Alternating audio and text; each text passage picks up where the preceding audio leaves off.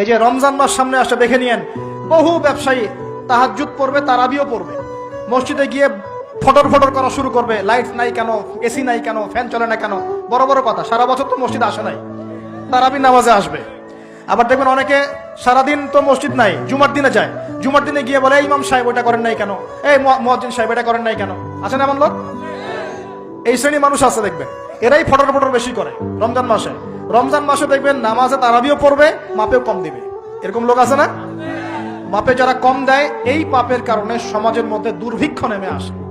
আমাদের অর্থনৈতিক অবস্থা এমন জায়গায় দাঁড়িয়ে আছে না, দুর্ভিক্ষ যদি চলে আসে অবাক হওয়ার কিছু নাই। দুর্ভিক্ষ চলে আসলে আপনার অবাক হতে পারেন, আমি অবাক হব না।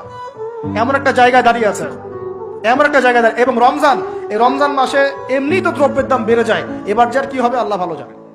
আমার মনে হয়, আমার ভয় হয়, একদম নিম্নবিত্ত মানুষ যারা এবার রোজা রেখে ইফতার যখন করবে তখন হাত তুলে আল্লাহর কাছে বদদোয়া করা শুরু করবে। এটা আমার ভয় হয়। এবার অপেক্ষা করেন, দেখতে থাকেন সামনে কি হয়। প্রতিটা পণ্যের দাম অলরেডি বাড়া শুরু হয়ে গেছে। কিছু কিছু বৈশ্বিক কারণ আছে, এগুলোর কারণে যেমন বাড়ছে, আবার কিছু কিছু আমাদের নিজস্ব মানব সৃষ্ট কারণ আছে, এই কারণেও বাড়ছে। মানব সৃষ্ট কারণগুলো বুঝতে হলে আপনাকে বেসিক কিছু অর্থনীতি বুঝতে হবে। এটা পড়াশোনা করেন, দেখবেন আমি গত লেকচারে বলেছিলাম। আল্লাহ রাব্বুল আলামিন আমাদের সবাইকে হালাল খাওয়ার তৌফিক দান করুন। সমাধান কি তাহলে? সমাধান হচ্ছে অপচয় কমাতে হবে।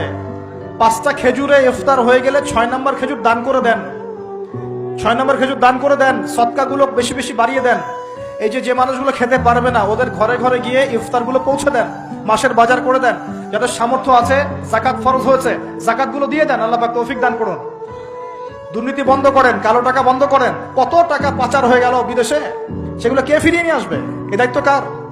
মনে রাখবেন, একটা পাপের হিসেব না দিয়ে কাল কিয়ামতের মাঠে কোনো দায়িত্বশীল পার পাবে না ইনশাআল্লাহ। কোনো দায়িত্বশীল না। না, এই যে আমি লেকচার দিচ্ছি না, আল্লাহ পাক আমাকেও দাঁড় করাবেন। দাঁড় করায় বলবেন, তোমাকে আমি দিনের যে জ্ঞান দিয়েছিলাম সেই জ্ঞানের হক তুমি আদায় করেছো কিনা হিসেব দেওয়া। এই যে বড় বড় মুফাসসিরে কোরআন, মুফতি, মুহাদ্দিস বসাচ্ছেন, পাংখা দিয়ে বাতাস করছেন, হ্যাঁ, চা খাওয়াচ্ছেন, কফি খাওয়াচ্ছেন। এক একজনকে আল্লাহ পাক দাঁড় করাবেন, বলবেন কোরআন সুন্নাহর যে আমানত দিয়েছিলাম সে আমানতের সাথে কতটুকু তুমি হক আদায় করেছো, হিসেব না দিয়ে পার পাবে না তুমি।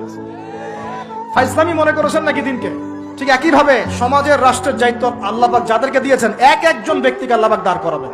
দাঁড় করে জিজ্ঞাসা করবেন, কোন কোন জনগণের কোন কোন হক তুমি নষ্ট করেছো, কার কার হক দিয়েছো, কার কার দাও নাই, সবার সামনে হিসাব দাও, তারপর জান্নাতে যেতে পারবে। এত সহজ না।